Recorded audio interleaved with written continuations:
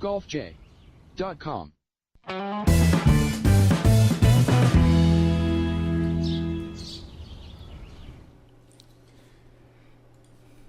Hey everybody, welcome to the golfj.com podcast on fingerlakes1.tv. I'm Jim Sinicropi here alongside Rhett, Ticconi, and Doug Brown here inside the fingerlakes1.com studios on the third floor of the North Park building in Seneca Falls, New York on Monday, June 26, 2017. Nailed it. Yep. Got the day right? Tonight we're going to talk about, actually we got a really good show tonight. I went to the Travelers on Friday, Thursday night, stayed in the Players Hotel, got a few stories to share, and the Travelers just has ended up to be such a great tournament. It's becoming a must attend for the pros, huh? I think it's the best field that we've had outside of a major or a World Golf Challenge or the Players. It was the field was on tap with the Memorial, I think. And it's crazy because it's the week after a major. Yeah, so we'll talk a little bit about why that might be. Of course, Jordan Spieth did something amazing to win that tournament, holing out from the bunker in the first playoff hole after looking a little shaky coming home. We're going to talk about that. We're going to review the Vokey Wedges, in particular the different grinds on the new Vokey Wedges. We have a few of them in studio tonight. We'll kind of explain why you're going to need to look at more than just the loft number when you're picking out your wedge. Right. Like I did when I just grabbed the 56 because that's what I needed. Well, you did good. Titleists do have a nice look to them no matter what you're doing. So yeah, I don't think you can go wrong, but there's more to it, yeah. and it's actually almost like decrypting the secret code. So we're going to help you with that. We're going to take a look at the Quicken Loans Invitational, and if we got time, I'm going to talk about what I think is the PGA Tour's media problem right now, and whatever else strikes our fancy tonight. So let's kick it off with the Travelers. I mean, Jordan Spieth hit perhaps the most electric shot of the PGA Tour season so far as he holed out on the first playoff hole against Daniel Berger. And then Daniel Berger almost answered by sinking a bomb, but that was a little wide left. And Spieth's first time playing in Connecticut at the Travelers, moved up to fourth in the FedEx Cup standings, second victory this season. And, a lot of people wondering, including us, if Spieth's having a down year, if he's ever going to live up to the potential he showed 2 seasons ago. But now they're comparing him to Tiger Woods again because he's the only other player to win at least 10 times before age 24. Woods was nearly 5 months younger than Spieth when he collected his 10th win, and then he won 5 more times before turning 24. Spieth also moved to 4-2 in playoffs, and amongst a group of, this is what Jim Furyk said about Spieth. He said, amongst a group of very, very competitive people, he sticks out to me as competitive, which is a compliment. And so let's talk about the comparisons to Tiger Woods. Is it fair? Is it accurate? What do you guys think? Well, the comparison's fair, but I think it's inaccurate. Yeah, it's still, to me, it's still close. Way too early. Tiger didn't miss cuts. True. He won a whole lot more than this guy's won at this point in time. Yeah. We were just talking about last week about there's a top 30, not a top 3 or 4. Yeah. Right. There's no dominant player like Tiger. No, I would say that you've got to. Everybody has to stop comparing people to Tiger. It's just like, there's really only one guy you can compare to Michael, LeBron. They're just aside from everybody else, and then there's everybody else. Now you want to compare them to Rory, Jason Day, those guys because aren't those guys all better than Tiger's peers in the time? Tiger had Mickelson. He had Ernie, BJ. He was just so far ahead of those guys, though, just so far ahead. Now these guys. Now I would say 2 years ago we were saying Rory was going to be. We were comparing Rory to Tiger. He had 4 majors. Mm-hmm. He's still, higher. I would put him higher up than Jordan to this point. Jordan definitely could. Yeah, majors is the ultimate barometer. That's what we're talking about, right? It's the end of the day. Everybody was waiting for Phil to win a major. everybody at one time thought Tiger was going to easily break Jack's major record, and nobody's talking about that with Jordan Spieth. Right. So that's an indication there that they're not on the same level. And of the previous era, Phil's considered the next best player after Tiger Woods, and he has, 6 majors? Rory has 4, and Rory's half Phil's 8. He's way behind him age-wise. Yeah, but he tried more putters before his round on Friday morning or Saturday morning than he has majors. He tried out 5 putters and picked one. Just picked one. Looks like he found one Sunday. Yeah, got issues. But every sport has these comparisons that they make. Was this year's New England Patriots as good as the 49ers or something like that? Right? It's all about debate, different generations, different eras, and all that. But Tiger Woods, especially at 24 years old, heads and shoulders above Jordan Spieth. Yeah, and the gap, they're not that far apart generation-wise to really not compare them at this point. Tough to compare with Jack Nicklaus maybe that far back. But Tiger just dominated, scared the crap out of everybody. Jordan Spieth still has a good time. I think he's a great, not taking anything away from Jordan Spieth, so don't misunderstand, but not a comparison. Is Spieth a 10 major guy, an 8 major guy, maybe? I think Tom Watson won 8 or 9, right? Yeah. Hall of Famer. Right. Great career. That's Jordan Spieth. Yeah. Right? I don't think he's not a Jack, he's not a Tiger. First of all, we always compare everybody now to Tiger, right? Mm-hmm. What about Jack? That's right. That's Jack's who the guy. At the end of the day, Tiger didn't get it done. The last 8 years have kind of been a disappointment. He probably could have 5 or 6 more majors if things didn't go so crazy with him. But really, let's put it this way then. What happens if Spieth remains at this level into his 40s like Tiger was unable to? At that point, could he possibly surpass Tiger statistically?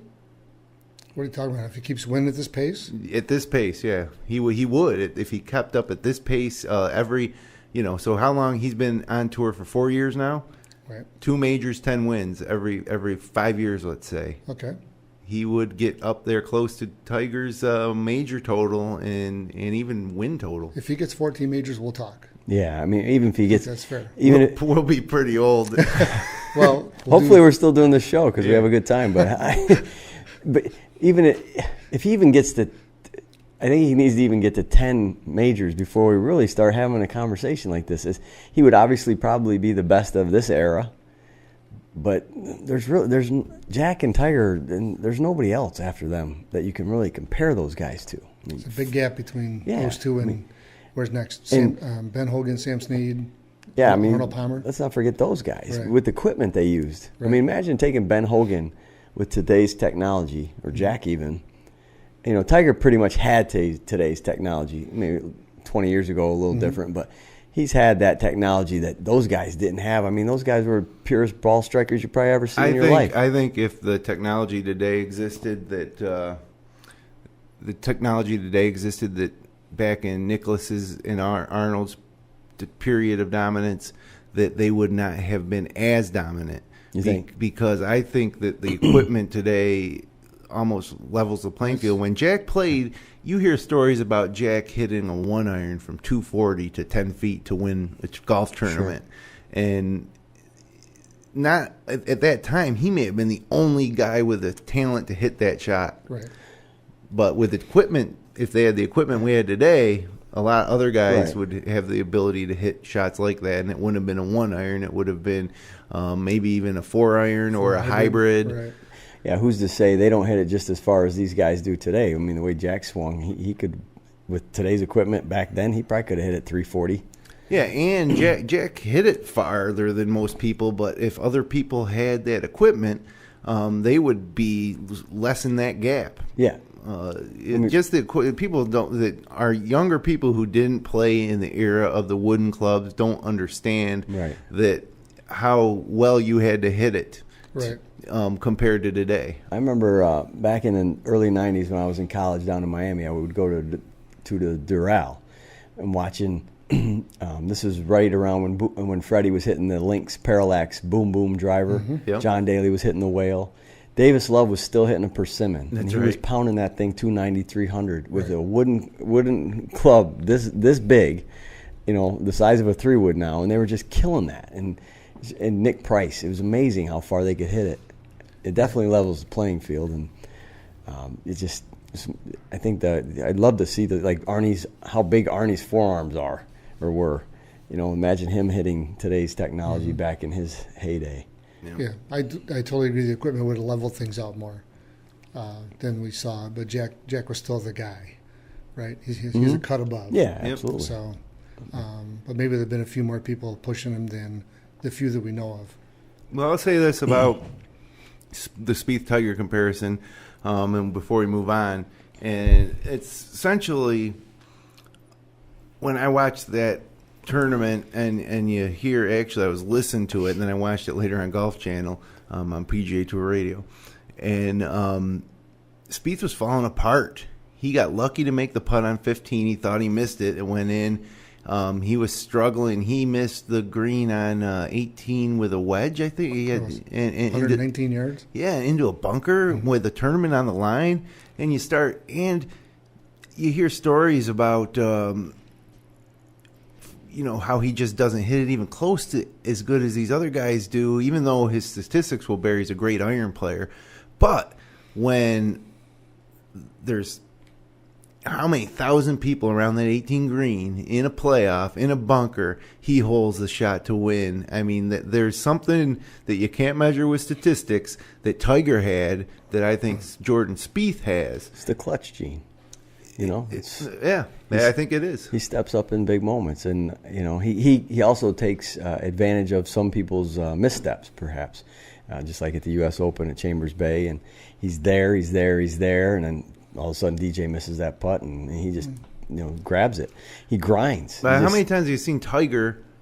I remember I would root against Tiger because I was so sick of him winning, and wanted to see somebody challenge him, and I wanted these major championships to be close again. So you'd be watching Tiger at the Masters, and you're thinking, he's 3 shots back now with 4 holes to play. It looks like he's out of it. Guess what? He misses the green on 16 long where you're dead. You're right. Chips it in the hole, and he's back. Or, he's 2 fairways over off the tee on the 17th hole, and then he just hits an amazing shot. Or he's at the Canadian Open, and he hits a bad drive into the bunker, and you think, well, that's the end of Tiger, and then he hits, an incredible shot. Right.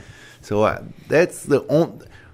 I will compare Spieth to Tiger in that he has whatever that is, that flair for the dramatic, that for the spectacular, the ability to pull off the spectacular.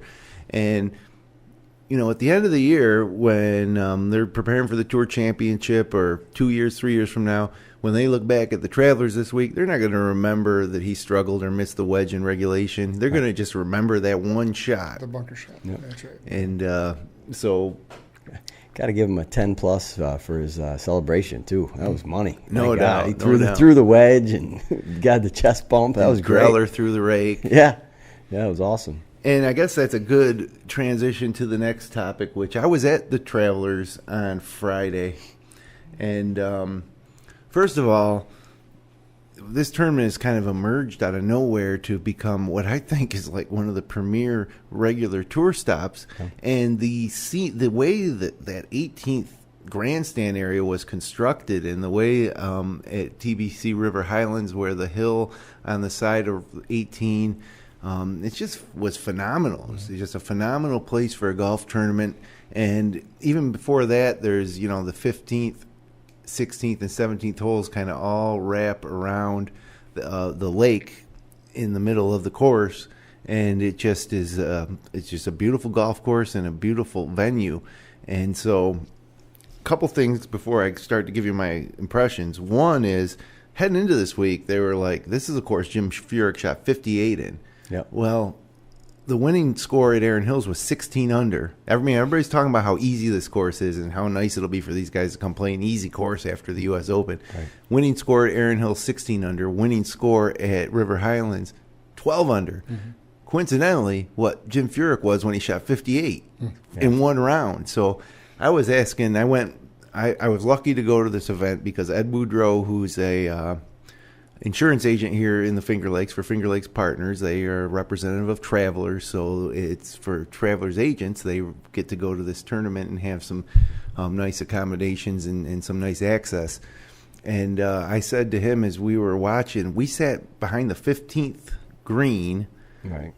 The drivable par 4 for probably watched a good 8, 9, 10 groups come through and saw like one birdie, saw plenty of bogeys, saw guys like scull it out of the sand into the water, saw guys drive it into the water. And I said, and the pin on Friday was tucked like front left, really difficult. And just looking at the scores, I said to Booty, I said, I think these guys might have got sick of being called such a pushover and really tried to make this course a little more difficult with the pin placements. But it is a fun place to watch a golf tournament, both in person or on TV, just because of that finish, starting with that drivable par 4 and that great venue on 18. And it's and the other thing is, consider this: the U.S. Open course at Erin Hills was 7,741 yards, minus 16 wins it. Travelers 6,841 yards, 12 under wins it. So it's proof that you don't need to lengthen these whole. As a matter of fact, I think the more you lengthen the course, the more you help the longer hitters. Yeah. You need golf course designers for premier courses like this need to step up their game and become more creative at ways that they can challenge every part of a player's game. Yeah. Don't show me a 680-yard par 5. Well, and the same thing too. It's it's a TPC course, so you got the mounding for spectating, which is always great. You got a lot of good viewpoints to watch the tournament, but also, at Erin Hills, the yardage was 7,000, but the fairways were 60 yards wide. So they're just bombing it away. Mm-hmm. TPC River Highlands is much narrower, typical TPC course where the fairways are 25, 30 yards wide, and now you really, comes into play your drive and your off the tee play. And the rough there was no fescue, right, but the rough was significant. Yeah. It wasn't U.S. Open rough. I'm sure if this course is ever to host a U.S. Open, which it never will, maybe a PGA Championship, but probably not, but they could grow that rough. But it was thick, rough, cut at a couple inches. Not, you could be hit or miss when you were in the rough, So, but it was amazing to me, the scores compared to the U.S. Open and the scores compared to previous years for such a short course. Go ahead, Doug. I just wondered what won last year. You remember what the low score was? Jeez, the Spheric was 12 for. He didn't win. Yeah, he went 12 under one round and didn't win. That's a good question, but it had to be in the 20s. So they did a good job setting this course up at that type of yardage to produce a minus 12 winner. Then they did a nice job with a combination of whether it be rough or slowing down the golf ball, the golfer himself, and they still had a drivable par 4 in there, risk reward type shot. So kudos to the tour or the tournament chairman, whoever is in charge of the golf course at that time, did a nice job. And the weather was ideal. Yeah. So it wasn't like it was wonderful. Windy and cold and all that. So little wind, but especially at least late Friday, the weather forecast called for hot, humid conditions. In 8 in the morning, it was more uncomfortable with the heat than it was at 3 in the afternoon. Things kind of clouded over and the wind picked up a little. Mm-hmm. I was really impressed with like how that all played out and how they could make a short course difficult. Right. Well, you see some pretty significant names miss the cut as well, and Jason Day, some longer hitters, Jason Day and Bubba Watson, and Bubba's played well there. He's won it twice, I think, and just goes to show you if your driver wasn't on this past week, to at least keep it somewhat close, like we were talking earlier, Doug. If you're more than 6-7 yards off the fairway with your driver, chances are you're going to struggle that week, and the guys that are in the fairway and close to the fairway are going to be the ones that are in it at the end. Whether your iron play is good or not, you're going to be around the green, and those guys grinded. And Jordan Spieth obviously does what he does best, which is really grind it out. Yeah, sure does. So 3 things that I could take away from this, and I was also fortunate enough to get to talk to some caddies. I played Ed Boudreau, guy I mentioned earlier. His college roommate was Damon Green, Zach Johnson's caddy. Had him on the show last year. Yeah, we interviewed him on the show last year, which was great, and got to have dinner with him and play golf. We played golf with him yesterday at Seneca Falls Country Club because he's in town with Ed now. And I learned a lot of stuff kind of off the record, not only from Damon, but from a lot of other people, because we stayed at the Players Hotel. Like all the agents for Travelers stayed at the same downtown Marriott in Hartford, Connecticut that the players were and a lot of the caddies were staying at. So one of the things that I kind of learned from this that I didn't really realize, but maybe we've talked about a little bit. So we get there on Thursday night, head down to the lobby, get a drink, and just kind of sit there and start watching everybody come through. A lot of recognizable faces, and it's funny. A lot of guys who were like, that you can't quite tell who they are. You know if you saw them out on the course with their Titleist hat on or whatever, you probably could recognize them. But sometimes you had to kind of do a double take and see who some of these guys were. But every single one of these guys, every single one of them, was by themselves or with a member of their family or entourage. Never once did you see two players leaving together to go out to dinner, or a group of four players come down to the bar and hang out. And I don't think it was like that in the 1980s when it was the Greater Hartford Open or wherever they went. I have a feeling that those guys, whether it be Hubert Green and Lanny Watkins, getting together with a couple other guys and going out for some dinner and some drinks after the first round. Yeah. And when I say drinks, I mean, like maybe Fuzzy Zeller, having a few drinks before their early morning tea time on Friday, and just, it was kind of like the lore or the mystique around it was that these guys could party and golf. But now I think there's so much money at stake that everybody's all business, and that's probably the way it should be. I think, and also except for those four guys that go on spring break together, social media kind of keeps everybody guarded too. They don't want to be, right. They don't want anything negative to be said about themselves. They're pretty much all family guys. Kind of have two factions on the tour: the really young guys, and then the kind of the 30-somethings that are at a different stage and weren't. There wasn't social media like that when they were that age. It's just interesting to see. You hear during the Ryder Cup competition how the Europeans all travel together and all that on their tour, and you're kind of playing right into that, Jim, with what you're saying.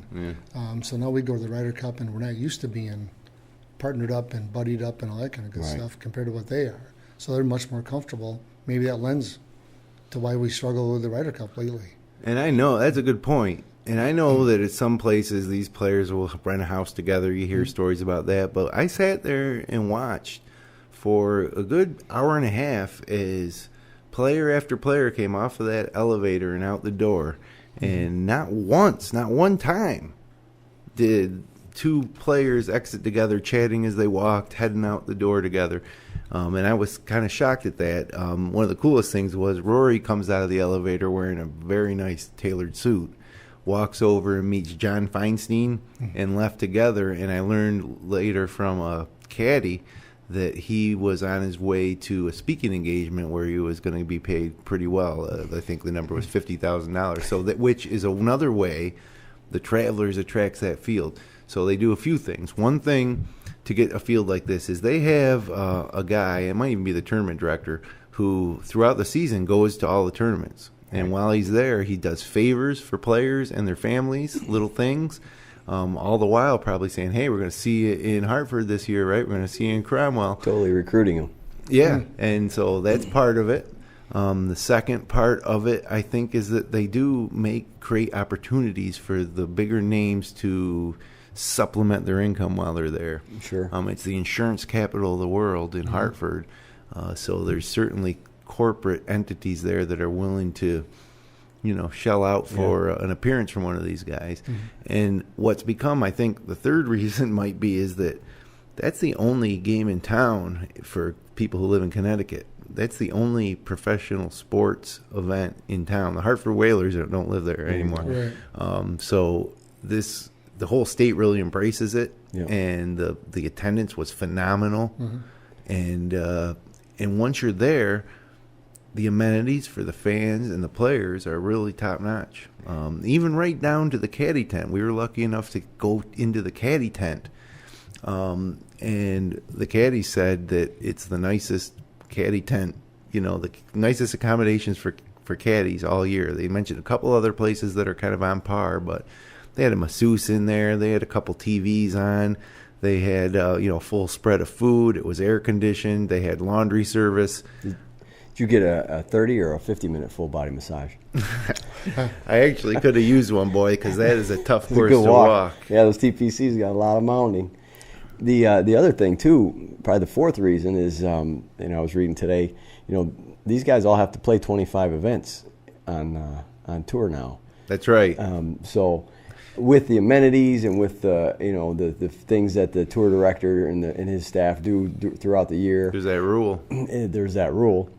The rule is that if you did not play 25 events the year before, you need to play in a 4-year period, or you need to play an event that you did not play in the previous 4 years. Right. And a lot of these guys chose Hartford. Yeah.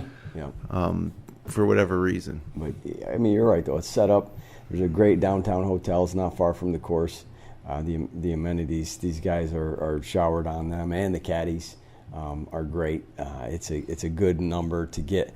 You go to this one, and then there's kind of a little bit of a lull, not too much, but then you get a couple weeks before the Greenbrier, and then the John Deere, and then you're right into the Open. So, you got to get your number. So you play this one, you take a couple weeks off, and then you get back into the middle of the summer schedule. It's a good spot to be. We're lucky enough to talk to a caddy who will remain nameless for a European player who plays over here a lot, pretty well known.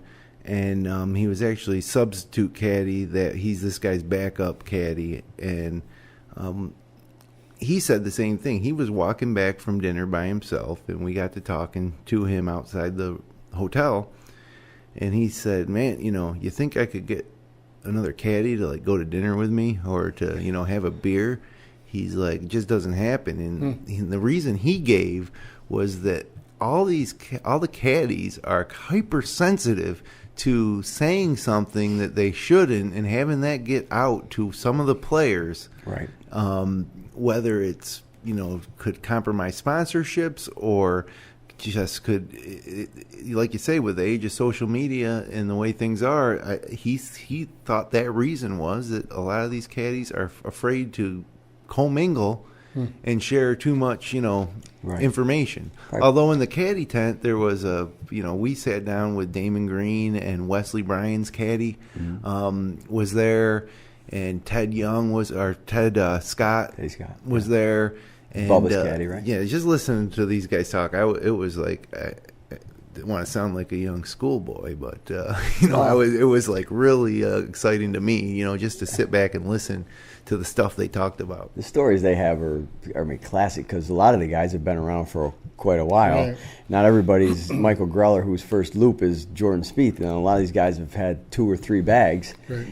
Going back to Damon Green started with Scott Hope. Yeah, and Teddy Scott was with Grant Waite. Was it Grant Waite, or who did we say? Grant Waite was his first. So loop. These guys have had multiple guys. Stevie before Tiger, he was with Greg Norman. So they've gotten a lot of different personalities they've all dealt with, and in this day and age, it just seems like the players, not the caddies, but the players are so hypersensitive that it makes the caddies a little walk on eggshells type thing, and they're not as comfortable around everybody else. I really appreciate that Damon Green did that half-hour interview with us 2 years ago, was it now? It was right after that Zach won the British Open, I think. Because you're not going to see a lot of caddies want to do that kind of thing. Yeah. There's not much upside for them. Those were my major takeaways from seeing that, other than the fact that almost everybody has the exact same golf swing now.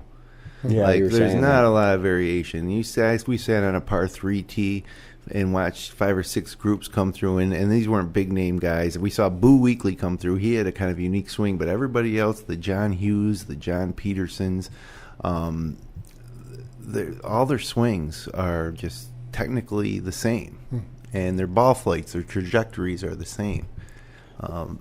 There's very little variation. And I think we were also talking about, I think this lends to the third shot, because of these guys' tee shots and iron shots are so much similar.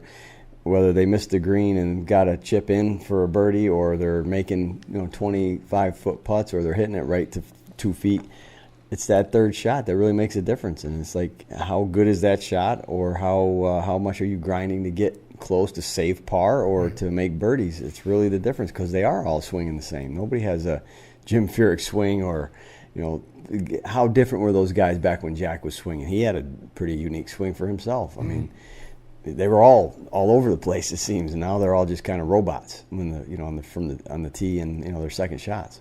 Yeah, I saw it firsthand, just very similar. You could just look at silhouettes, and their body types are all pretty much the same too. Some guys are taller than others, but most of them are V-shaped and trim and pretty fit, except for Boo Weekley, who had a great week. He had a great week. Good week. How about their? You saw it up close. You got some great shots, by the way. People can check us out at Instagram and see some of Jim's shots. But how? I lost my train of thought here on their swings. Where was I going to go with that? Well, just like how close are their swings to each other, and the speed of their swings. That's what I was getting at. It's like they don't swing 100%. No, I took that away from it too. As I watch, it looks like they're swinging at 40%. I mean, it's just so smooth. And I played golf on Sunday morning, had my best score of the year. And when I played, I said, I'm not swinging anything over 75% all day long. Yeah. And I didn't, and I hit the ball pretty good. I had 3 putts and shot my best score of the year. It didn't hurt watching Damon. I think I had my best round of the year too, and he swings like that, just effortlessly. And, he and Booty are great players in their own minds or in their own right, and just watching them play kind of calms you down, and you tend to play better too. You just, I think you play better when you play with better players too, just naturally, unless you're all worked up and nervous. But right.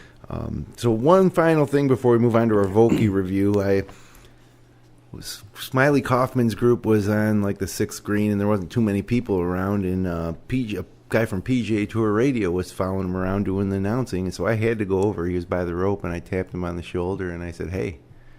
I said, I love you, listening to you guys. I said, time when I'm going to mow my lawn so it coincides with your live broadcasts. And he was like, oh, really? I'm really appreciative. And I asked him his name. It was Doug Bell, who I wouldn't recognize by sight because I only listened to him. But former tour player Doug Bell. And so that was pretty cool. These guys were just kind of out walking. And during the final round, Doug Bell walked with one group in the morning and then the leaders in the afternoon. So he's doing a lot of walking with his headphones and microphone. And a lot of the replays you see of Spieth's sand shot that went in are actually Doug Bell's call on PGA Tour Radio. It's not the television call, right, because the radio call is more descriptive. Yeah. And I only recognize that because that's how I listen to it live. How about having to talk in your whisper voice the whole time? Oh, I know. It's pretty crazy.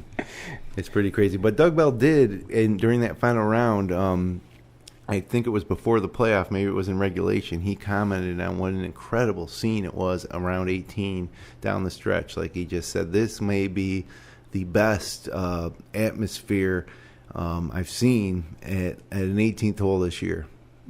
So it's a much more exciting tournament than the U.S. Open was. Yeah, and the fans were too far away. Where right here they were like, it was just, that's pretty cool. That's pretty cool. So, anyways, the Travelers definitely up and coming event. Jordan Spieth into the top 5 for the FedEx Cup standings and picking up his 10th win before age 24. So, let's shift gears now and talk about these Vokey wedges. Now, one reason we decided to review these is because we've all got one in the past.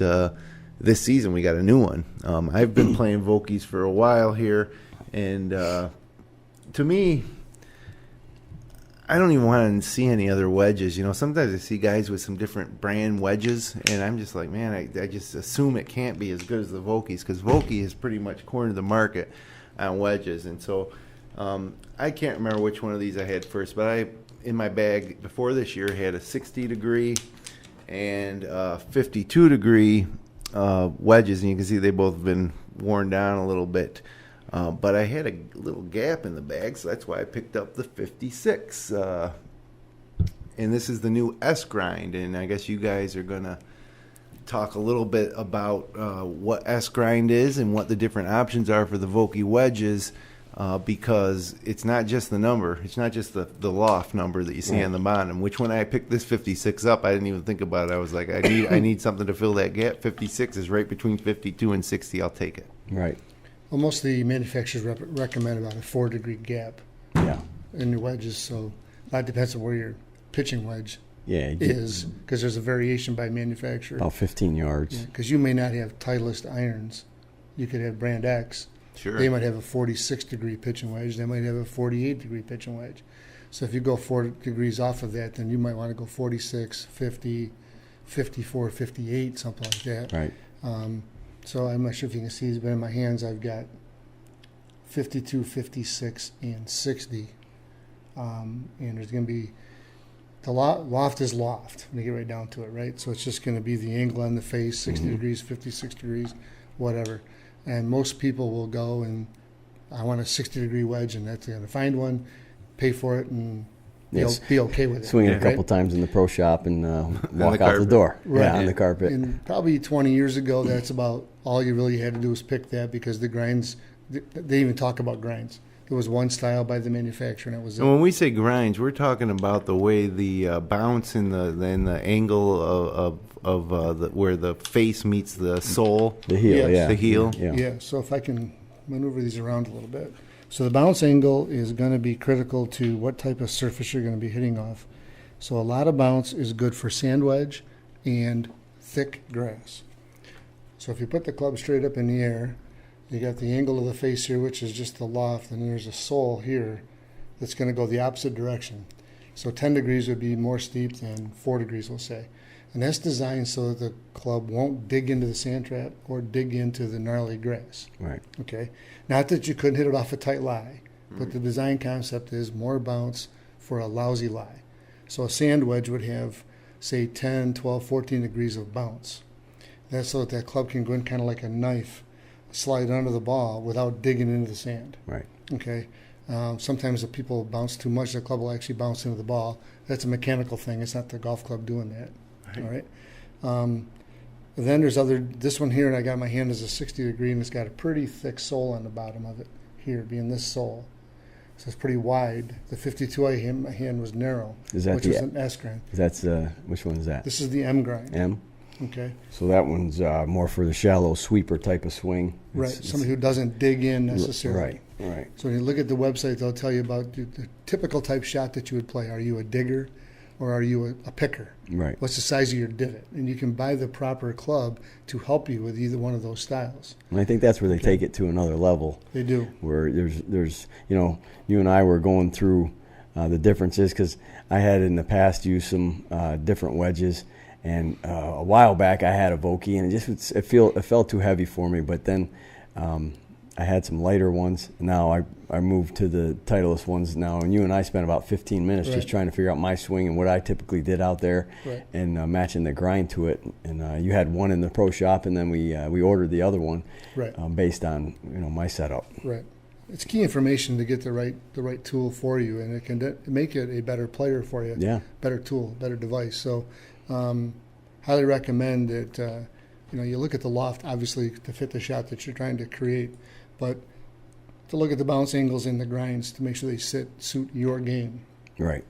And it does make a big difference. So we said that the M is basically for the shallow sweeper. It's a neutral setup, firm, medium type of conditions. Yep. And low bounce for the most part, maybe a little medium.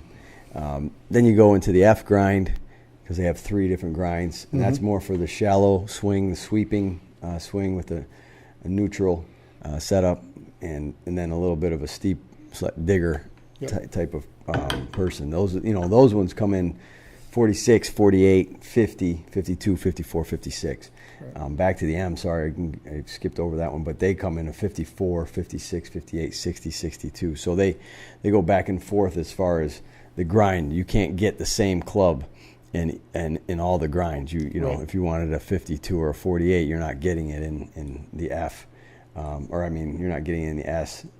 But then you have the M for that, and then the S is available in the 54, 56, 58, 60, so it goes up a little higher, and then that's more for the mid bounce, and it's also for the steep swing, a little bit of a dig. Right. So that's where you kind of can figure it out and tell yourself what, how do I typically hit it? Right. Am I sometimes laying sod over and going too deep right. with it? And, what do I want to do to bounce that a little bit more? And be honest with yourself. A guy like Phil Mickelson has probably 1 or 2 degrees of bounce on his wedges. Sure. But he puts his hands way ahead of it, and he tries to have like a knife angle going into it. Okay, that's not meant for everybody. No. The lower the bounce, the more skill it takes. So if you got 4 degrees of bounce, you're trying to hit the ball off a tight lie, it is like a razor blade going into that lie. Yeah. So bounce is your friend, like loft is your friend. But I'd recommend for the average person probably having 8, 10, 12 degrees of bounce. But be honest with yourself and talk to somebody that understands these things and get the right grind that suits your game. They're going to look at what's your typical shot shape or divot pattern like, and or maybe the type of course you play. Do they have tight fairways? Yep. Or don't they? If they have little soft, thatchy fairways, then you don't need one that's going to have low bounce. Well, and they definitely make a difference too, because I didn't look into any of that for the sand wedges I had before. Mm-hmm. And my lofts were different than the ones I have now. Mm-hmm. And I've definitely felt the difference just, swinging through it, and you can feel that it does affect you the way, you hit. It helps that specific area. And I am typically steep and dig, so I have a little more bounce, and it's definitely helped me. So it paid off to do the research. Yeah, absolutely. Great. Obviously, Titleist, without question, is, tops in the game. Right. You think it's because of this technology and the way they have the different grinds and the different bounces? Like, what makes ultimately the Vokey wedge the leader among wedges? I mean, I saw some commercials on TV during the Travelers this week and on the Golf Channel for different companies making different wedges, and particularly, I'm drawing a blank now. One particular wedge. I don't think it was Callaway. Cleveland has a good. Yeah, it was Cleveland. Cleveland's always been known for their wedges. And I was, I'm just wondering, what separates the two? Is it this technology of the different grinds? I think it's the grinds and the grooves. Yeah, they got different groove technology and different face technologies. They all have something unique that's within the rules. Yeah. All right. So, but I think they got the right combination of the right grooves and the right grinds, the right swings. You can control the trajectory and the distance better. Yeah. You show Doug. You can show them. Typically, there's between the 50, the 52 we have and that 60. There's a significant difference in the. Right. So this is the 52 F grind. If I can get it up here on the bottom, you're just going to see a straight bottom sole. No extra grinding here as I go across the bottom of it. There's no leading edge and trailing edge are all just on the radius. And if we get the 56 up here. And that's more like you've seen, more traditional. Traditional way. And this one, if we can get again close in here, you see a grind here, and get my finger where it belongs here, over here. Yeah. It's unique. Yeah. Okay, that's different on this is the S grind. Okay, so they grind some of the weight off the back of that. It's got a thicker flange, but then they grind some of the weight off the back where they can put the weight somewhere else and change the center of gravities. Makes it a little more stable on your full shots if you're 100 and something yards out. Right. So you're at the shop and you're looking at the bag of different Vokeys. You have if you turn it to the back, you'll see S grind, M grind, but there's a number, if you show it real quick, below the loft on the bottom. Rhett, what's that number? Did you see that? You got the 52 degree, and then it says 8. They have 8s, they have 10s, they have 12s. What's that number? Is it the bounce? Yeah, I think that's the bounce. That's the bounce angle. The bounce angle that it comes off. So if I get this shaft straight up and down, I'm not going to be able to do it very good in front of this camera. Let me get over here. Okay, so you got the loft here. This is the bounce angle, but they go opposite directions. So this is loft going up in the air. This is going downward. Right. That's 8 degrees down from this shaft angle, not from the loft angle. Okay? And if you have more bounce, the ball, it's easier to get under it. It won't dig into the sand trap. It won't dig into the rough. Right. Less bounce, tight lie, like 4 degrees of bounce would have lesser of an angle here in relationship to the shaft. Okay? So it'd be less, therefore it's easier to get underneath a tight lie because there's less behind it. This is the trailing edge back here where the bounce angle is. And you want the trailing edge to make contact with the sand when it's all said and done. And I don't think anybody, I think 95% 5% of the people that have ever bought one of these Vokey wedges has noticed that little red number below, Right. and it does make a difference. Well, I didn't even know what it was until I talked to Doug, and we figured out. Well, I was at a 10 on both my wedges, and now I think one's an 8 and one's a 10. Yes. And it definitely, you can feel the difference. And it's just, you have three things to think about with these wedges, which is kind of like, if you don't ask, you're going to be all over the place with it. So I will say that you definitely need to do your research on these. Right. But they do a great job on their website of explaining Vokey.com, not Titleist website. Yeah. Vokey Wedges Vokey, for yeah. Title has their own website, Vokey.com. And they really go into detail on every one of them, every type of shot, every type of swing, every type of lie. So you definitely should do your research. But at the end of the day, really, for the money, that's where you need to go. Titleist. They're retailing for about 110. They're 149. Little higher. 149. But you were close, Jim. You get what you pay for, though, you right? paid $149 for yours. Yeah, I forgot. So did Rhett. That was like 3 weeks ago. Not on sale yet. But they might, they might be slightly higher than their competitors. But for $10, Yeah. they're the best. Titleist has always been higher. Yeah, I don't think a wedge is something that you're looking for on eBay either. I think you want your wedges new. You don't want an old wedge. Right. No, I think the guys on tour probably change every week or two and how much golf they hit, how many balls they hit on sandy conditions, because you don't want those grooves wearing down. That's where the action is. Right. But they should last, as much as, say, let's talk about Jim Sinicropi, as much as he plays golf, these clubs should last 3 or 4 years, we'll say, before you probably need to upgrade or send them in and have them regrooved. Okay, but the guys on TV, that they're playing 30 some odd weeks a year, 7 days a week, and they're hitting 200 golf balls a day before and after the round and all that. So they got that dime mark on their wedges within 2 weeks. They're definitely wearing them out quicker. But yeah, it's it's like a putter. You got to have something. You can definitely feel the difference. The drivers, you're within 10, 20 yards. Yeah. There's some difference there too. I think we're all better off spending our money on chipping irons and putters. Yep. But yet we tend to mark or flock to the drivers. I think and pay $500 or $600 for it. The company's to hit it. To that. Yeah. You're right. That's You where buy the a game, whole set of Vokeys where the for game the is. price of a driver. Yeah. But I would bet you ask those guys at the Travelers if they had to lose a golf club, they'd rather break their driver than break their sand wedge. Sure. Yeah. So, what or have it break, not them break it. What are they have it losing break. by hitting their 3-wood if they had to That's right. broke their driver, right? Okay. But you break one of those. But when they know they're going to hit this ball 107, and they do, right? They're like surgeons when it comes to that. So if we use those guys as a benchmark, and I think I'm pretty accurate about that. If the driver's gone, they're okay. Yeah.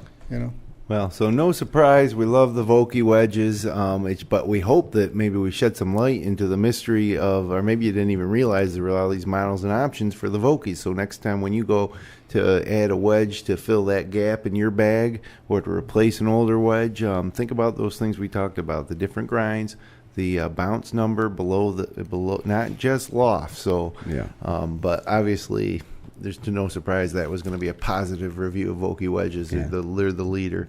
By far. Maybe we'll get our hands on some of those Cleveland wedges and give them a shot too and compare them. I would say this in closing on that though too is, Scotty Cameron putters are well known as in addition, but I think even more so the wedges. And dialing those in. I think there's a lot more selection of putters that you can go out there and get that you would like than there are wedges. I think there's really only a handful of different companies that make really, really solid wedges, and I think these guys are in Cleveland are probably the two highest end and best fitting wedges. After that, though, it kind of drops off the table. So you really, even with everybody puts a lot of premium on the putter, which you should, but really. You're chipping, you can't put a price tag on that, and so definitely worth a look. Make sure you research it before you go out and get yourself some new wedges. So the PGA Tour moves to the Quicken Loans Invitational. You might remember Billy Hurley III winning at Congressional last year, one of the most emotional ones with the military connection to the tournament. It's Tiger's tournament. Tiger won't be there this year, obviously, but the tournament moving from Congressional to a place that it hasn't had a professional golf tournament since 2009, and that's TPC Potomac at Avenel Farms. Used to be just called TPC at Avenel. Yeah. 7,139 yard par 70. has received a $20 million overhaul since the original 1986 layout was designed for the old Kemper Open, hosted the Seniors Player Championship in 2009, first visit to the course for the Quicken Loans National.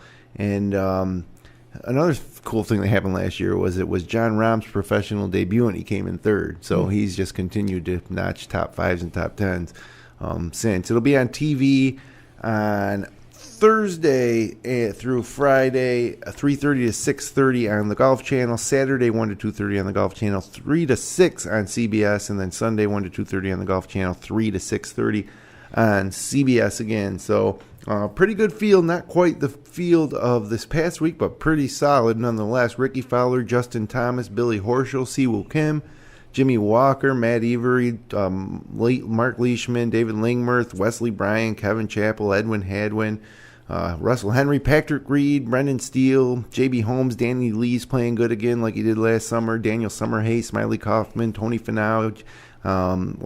It's a pretty good field. Bryson DeChambeau, Ali Schneider-Jeans. So we need picks here. Is Xander playing? Scheffler? He had another good week. He sure did. He did. I'm not sure, but I would imagine a guy like that would be. I wouldn't think he'd take many weeks off. Right. But he's not on my list here. I took kind of some of the bigger names who have been playing well, but I didn't add him. It's okay. Just wondering if he's... Is that your pick? No, well, if he's playing, I think I might pick him.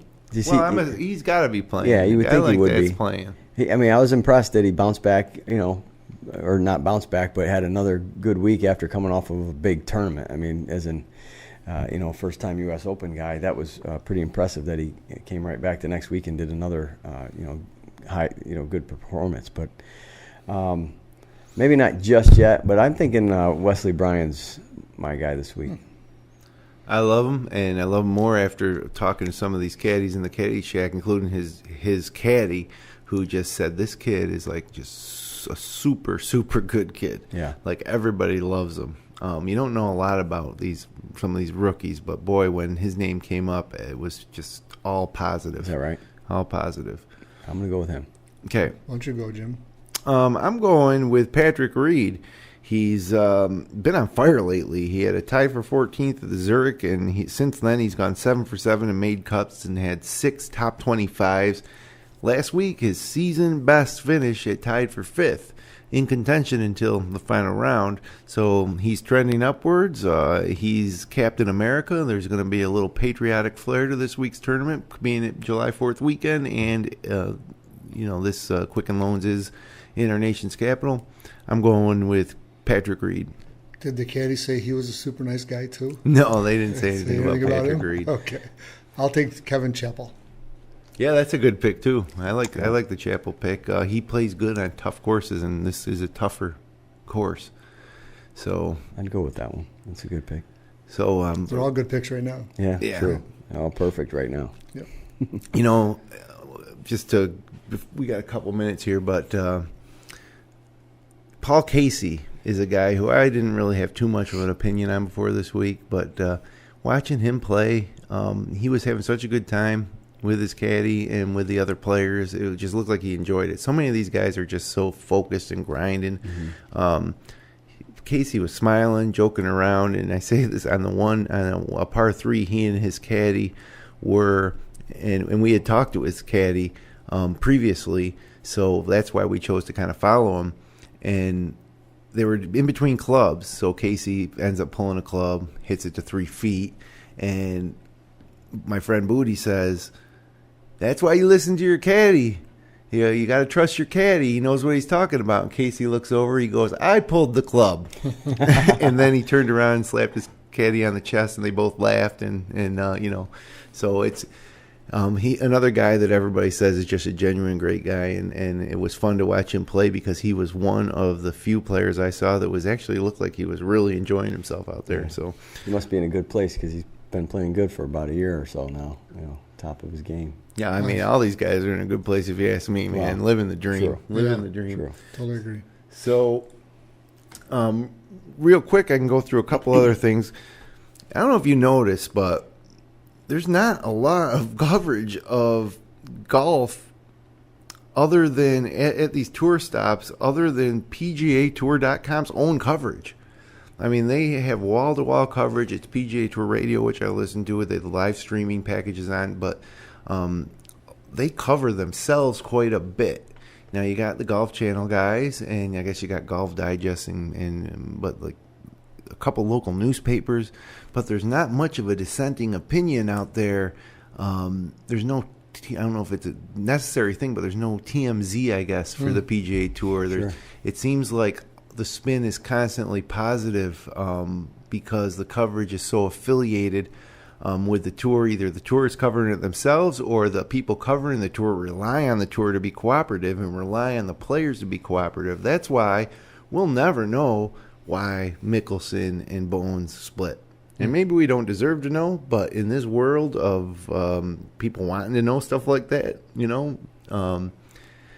it doesn't exist in the world of golf like it does in other sports. There's nobody prying to get that answer and break that story, Yeah, I don't think they would. We would have half the information, because I don't think there would be that coverage. I mean, you'd get the TV coverage every weekend, but aside from the players who are on social media, the PGAtour.com, and a little bit of, the Golf Channel even has some redundancy every day. There's not a whole lot of new breaking stories.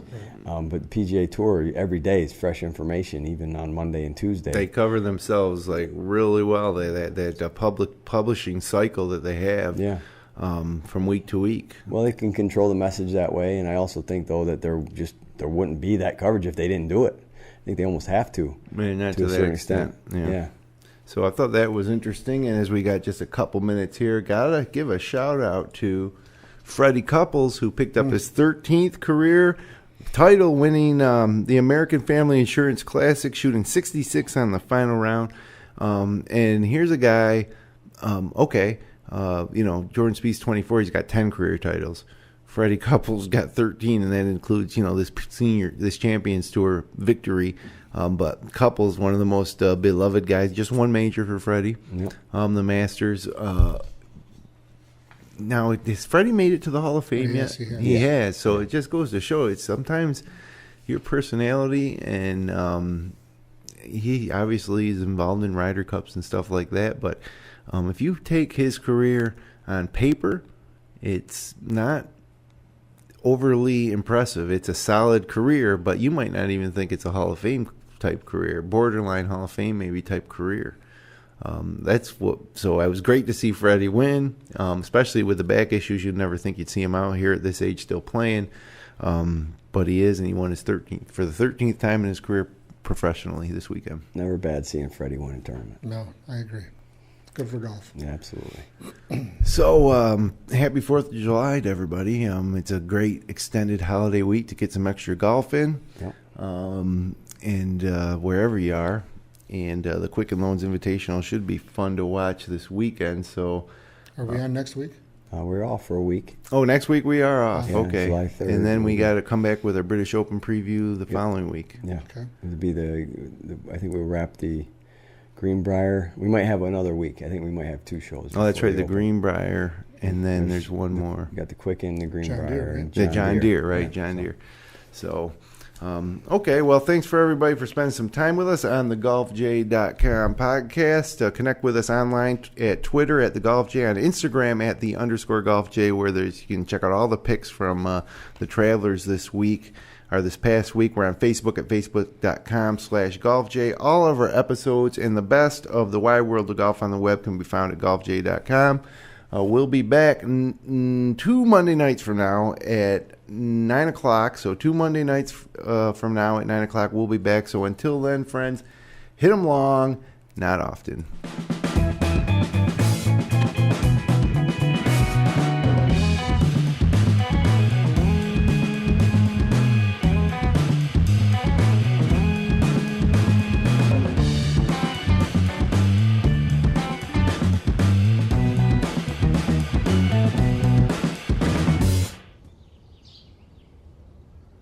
golfj.com